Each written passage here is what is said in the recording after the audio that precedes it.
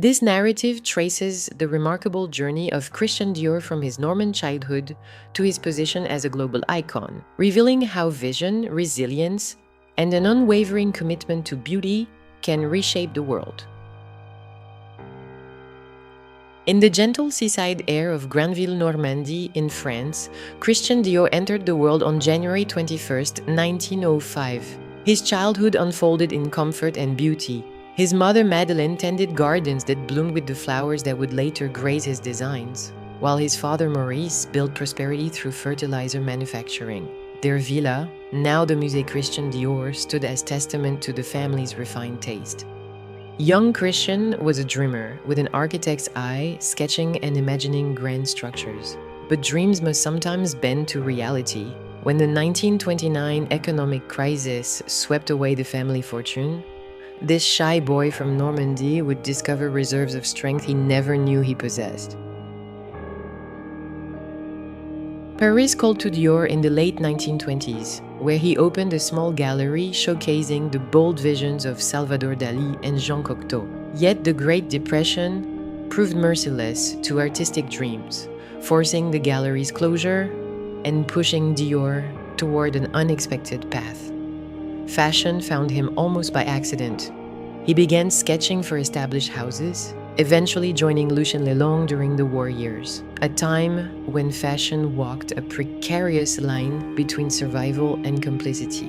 Lelong's atelier dressed both Nazi officers' wives and resistance fighters' spouses, a testament to fashion's complex relationship with power. Here, Dior met Pierre Balmain, beginning a friendship that would shape both their destinies. With textile magnate Marcel Boussac's backing, Dior opened his own house in 1946 at 30 Avenue Montaigne. The address would become legendary, but first came the collection that changed everything. February 12, 1947, dawned like any other day in post-war Paris. By evening, fashion history had been rewritten. Dior's debut collection, featuring cinched waists, rounded shoulders, and luxuriously full skirts, offered a radical departure from wartime austerity. When Harper's Bazaar editor Carmel Snow whispered, "It's quite a revolution, dear Christian. Your dresses have such a new look," she unknowingly christened an era. The new look didn't merely present clothes, it offered hope. In a world weary from war's deprivations, Dior's feminine silhouettes spoke of renewal, beauty, and a future worth dressing for. Paris reclaimed its throne as fashion's capital, one sumptuous gown at a time. Success bloomed like his mother's gardens. By the early 1950s, Dior boutiques graced London, New York, and Caracas. Hollywood's brightest stars, Marlene Dietrich, Ava Gardner, wore his creations like armor, made of silk and dreams. Among his muses, Alla Ilchun, a model of Kazakh and Russian heritage, embodied the international spirit that Dior would come to represent. But Dior proved himself more than an artist. He was a visionary businessman. Pioneering fashion licensing, he transformed perfumes, accessories, and hosiery into extensions of his aesthetic philosophy. The House of Dior became not just a brand, but a way of seeing beauty in the world.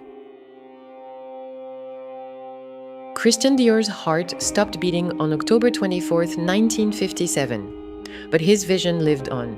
His young assistant, Yves Saint Laurent, inherited not just a position, but a responsibility to keep beauty alive.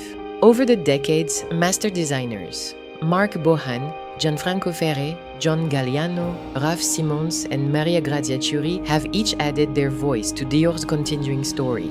Today, the house honors its founder's global vision by embracing cultural traditions from around the world, from Bali's intricate endek fabrics to countless other influences that enrich modern collections.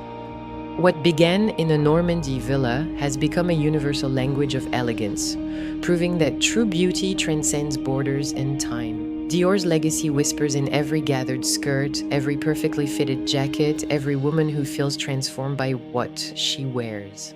From Granville's gardens to the world's runways, his story reminds us that elegance is not about clothes. It's about the dreams they help us become.